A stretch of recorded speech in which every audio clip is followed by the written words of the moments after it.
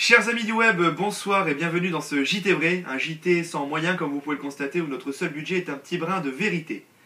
Alors pour commencer, rubrique sport, après un coming out touchant chez Oprah Winfrey, le cycliste Lance Armstrong a décidé de coopérer avec la commission suite à l'affaire dopage du Tour de France et ainsi, je cite, dénoncer toutes les personnes ayant un rapport avec ce scandale.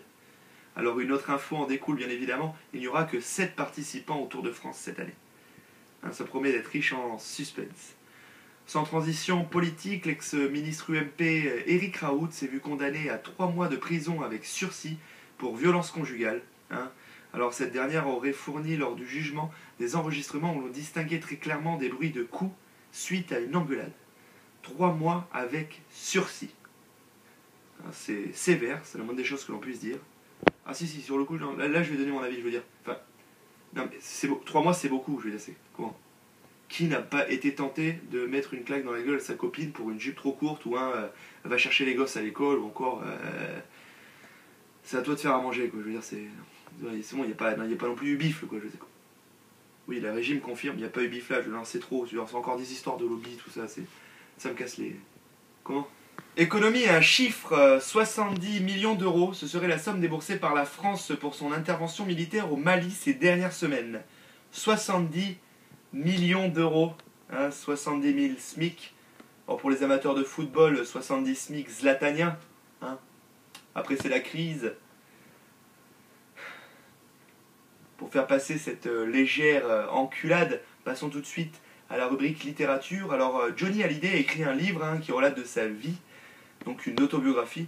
Alors je ne vais pas comme mes confrères m'attarder sur le sujet du livre, mais seulement sur le titre de l'info. Donc Johnny Hallyday a écrit un livre.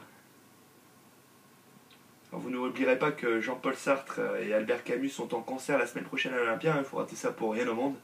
Quant à nous, on va terminer sur un petit documentaire en introspection dans la vie de cet adolescent qui s'appelle Baptiste et qui a tout plaqué, ses études, sa vie sociale, pour devenir chanteur. Merci de nous avoir écoutés, on se dit à demain. Bon, et ben voilà, je m'appelle Baptiste, j'ai 17 ans et je rêve de devenir chanteur. Et sinon, qu'est-ce que tu fais maintenant, Baptiste ? Je regarde ma page de réseau social, je prends mon temps avant de trouver l'inspiration.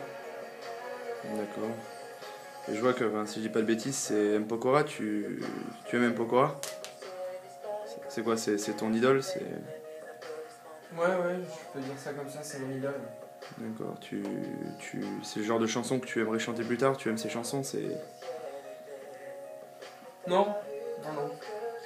C'est-à-dire ? Et je me suis dit que si ce mec-là chante et arrive à avoir 18 ans de la musique, bah je peux bien devenir chanteur, quoi. Et sinon, Baptiste, concrètement, si tu réalises tes rêves, quelles sont tes ambitions ? Écoute, plutôt des choses simples, une belle maison,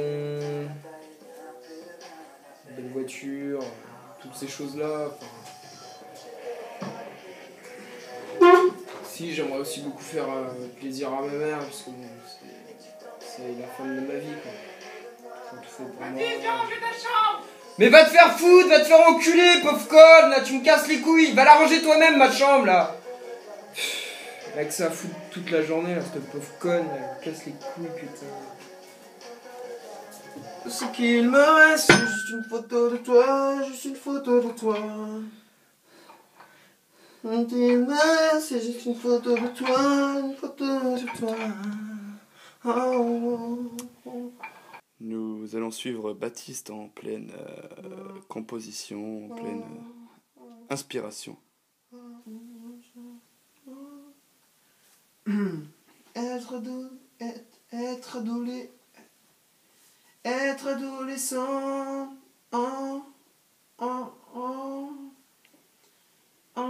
c'est dur. Être adolescent, c'est pas marrant.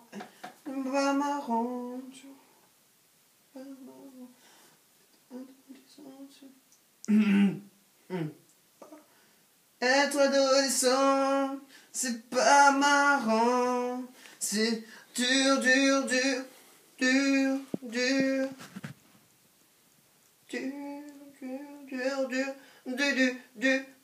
Non. Dur être adolescent, mais c'est encore moins drôle d'être un mongol.